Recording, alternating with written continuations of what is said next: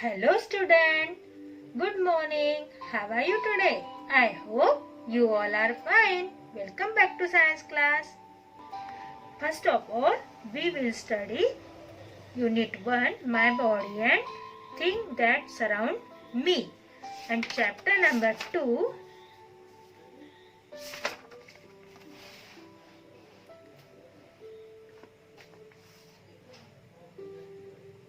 Living and non living thing. Chapter number 2, living and non living thing. आज हम पढ़ने वाले नया lesson chapter 2, living and non living thing. Back year भी हमने लिविंग और नॉन लिविंग थिंग के बारे में पढ़ा था, और इस साल भी हम लिविंग और नॉन लिविंग थिंग के बारे में पढ़ने वाले हैं। Okay, let's overview the content of this lesson and today's topic. The content of this lesson are movement, respiration, growth,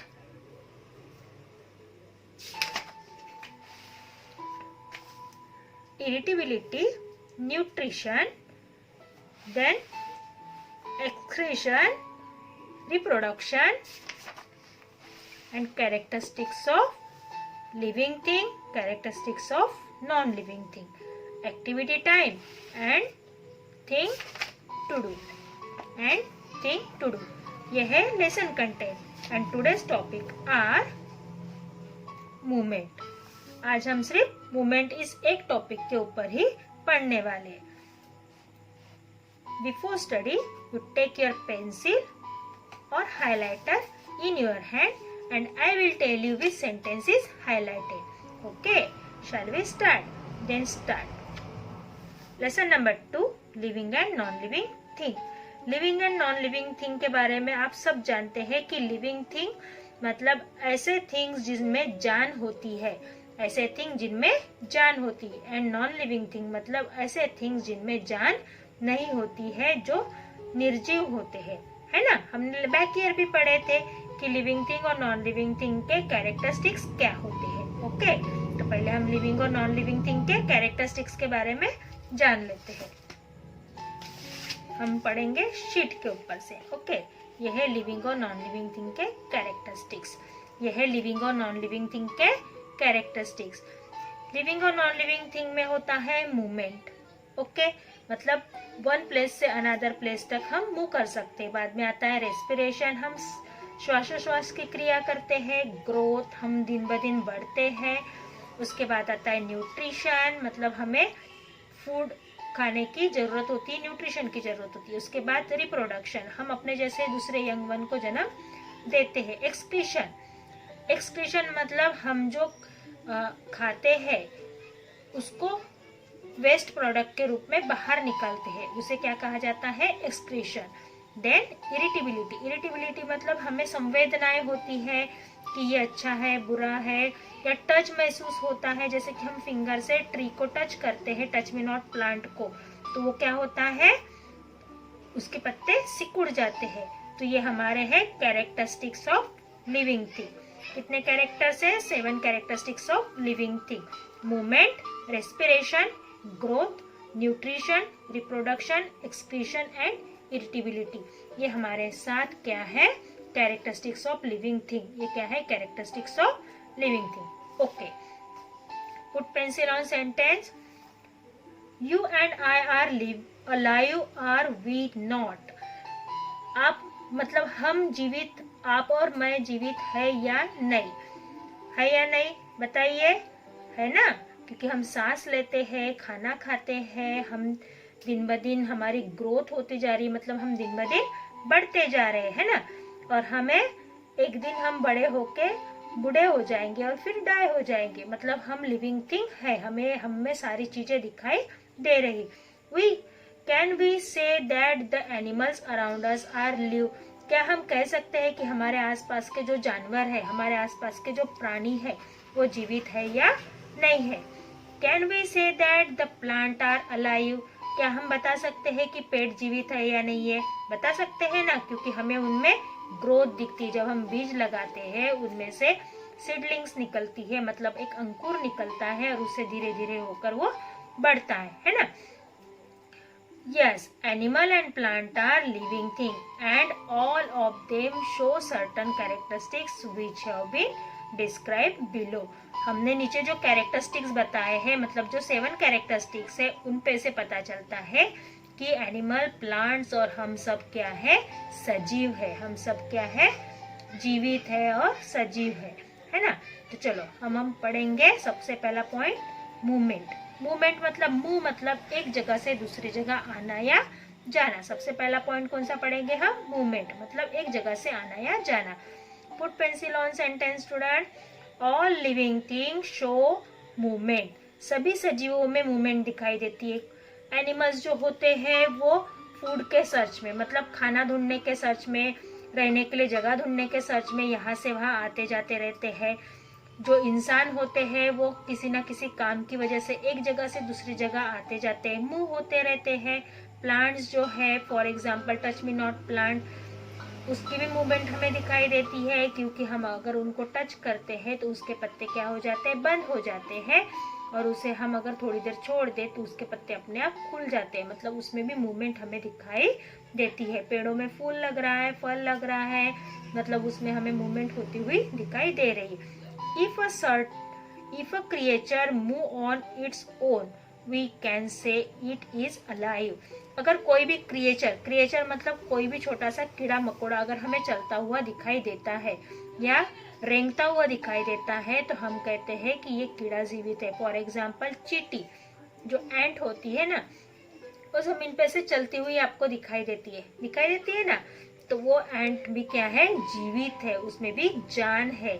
अगर वो एंट जगह से हिलती नहीं है तो हम क्या बोलते हैं कि ये चींटी मर चुकी है। या फॉर एग्जाम्पल लिजार्ड, आपके घर की दीवार पे लिजार्ड होती है, छिपकली होती है, वो भी मूव करती है। अगर वो जगह से हिलती नहीं तो हम सोचते हैं ये जीवित है या मर गई है ना। Movement occur when we change the position of our body parts. Movement किसे कहा जाता है, अगर हम अपने शरीर की मूव करते हैं या किसी पार्ट को हिलाते हैं तो उसको मूवमेंट कहा जाता है। Bird use their wings to fly from one place to another place. Bird क्या करते हैं, उड़ने के लिए अपने पंखों का इस्तेमाल करते हैं। वो उड़ के एक जगह से दूसरी जगह जाता है, मतलब वो जीवित है। उनमें पहला कैरेक्टरिस्टिक्स दिख रहा है मूवमेंट का।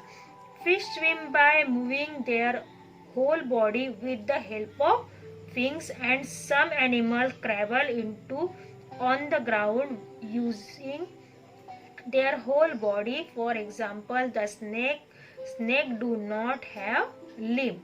देखो, बर्ड अपने पंखों का इस्तेमाल करता है एक जगह से दूसरी जगह आने जाने के लिए। उसी तरीके से जो मछली होती है, जो फिश होती है, वो स्विम करती है, मतलब पानी में तैरती है। तो पानी में वो एक जगह तैरती है क्या, नहीं, एक किनारे से दूसरे किनारे, अंदर से बाहर, ऊपर से नीचे, इस तरीके से वो मूव करती है। इसका मतलब वो क्या करती है, जीवित है। वो क्या कर रही है, अपने बॉडी का, पूरी बॉडी का इस्तेमाल करके, अपने पंखों का इस्तेमाल करके, अपने परों का इस्तेमाल करके वो पानी में मूव कर रही है। And some animal crawl on the ground. कुछ जानवर जो होते हैं, कुछ जो एनिमल्स होते हैं, वो जमीन पर रेंगते हैं। फॉर एग्जाम्पल स्नेक, जैसे कि सांप है, सांप रेंगता है, केचुआ रेंगता है ना, तो हम क्या बोलते हैं, वो जीवित है। Snake do not have limbs, क्योंकि सांप को पैर नहीं होते हैं, इसलिए वो चलता नहीं है, क्या करता है, रेंगता है।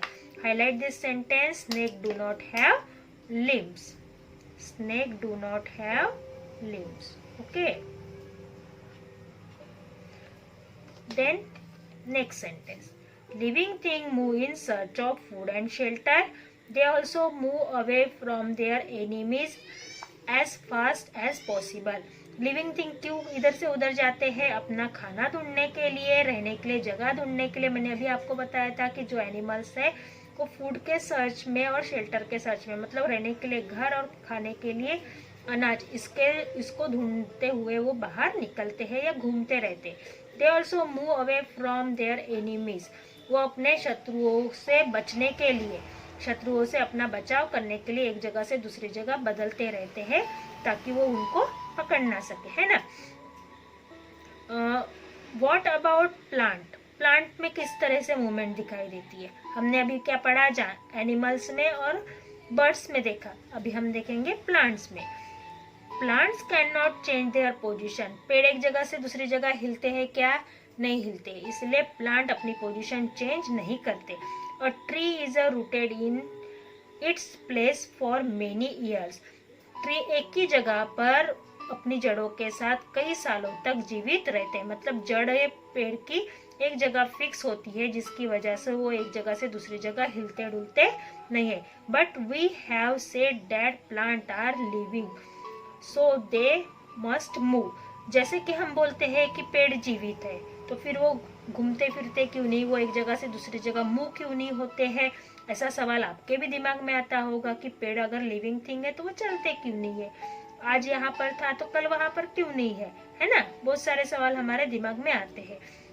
To see movement in plant we have to be very observant, इसको अगर हम प्लांट को अच्छे से ऑब्जर्व करें, उसको अच्छे से देखें, तो हमें पता चलेगा कि प्लांट भी मूव होता है। Look closely at the sunflower when they are in bloom, अगर सनफ्लावर को आप पास से देख सकते हो तो उसे देखो जब वो खिलता है। You will see that they all turn their faces toward the sun during the day, आपने देखा होगा कि सनफ्लावर का जो फ्लावर होता है, सनफ्लावर जो होता है वो जब सुबह दिन निकलता है उस समय जिस डायरेक्शन में सन मूव होगा, जिस डायरेक्शन में सन दिखे जाएगा उस डायरेक्शन में उसके फेस होते हैं।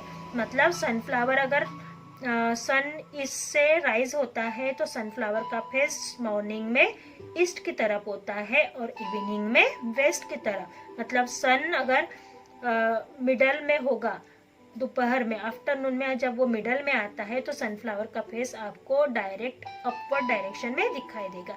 The summer cypress is another flower that open its petal during the day and close them at night, summer cypress जो प्लांट है या जो फ्लावर है वो भी क्या करता है, वो क्या करता है दिन के समय में अपने पेटल्स को ओपन करता है और रात में वो क्या कर लेता है, अपने आप को क्लोज कर लेता है, उसके पेटल्स को क्लोज कर लेता है।